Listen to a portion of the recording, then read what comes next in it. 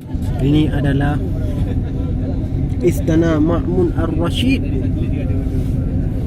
Konon Ya betul. istana ini dibangun 1876 oleh Raja Delhi ketika masa kerja itu.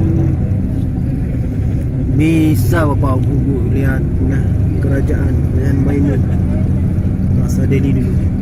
Ini sekaranglah kota Medan, kota nomor 3 di Indonesia terbesar metropolitan.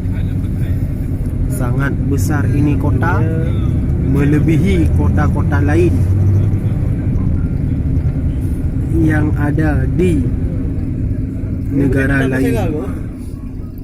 Bisa ibu lihat bagaimana kehidupan ini kota Medan. Medan punya barang, bukan kaleng-kaleng.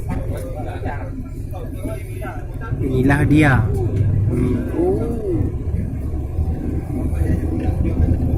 Kehidupan di Medan.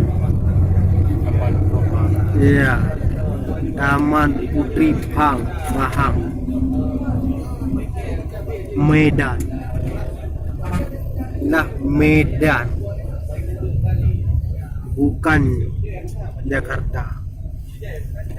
Kehidupan Medan.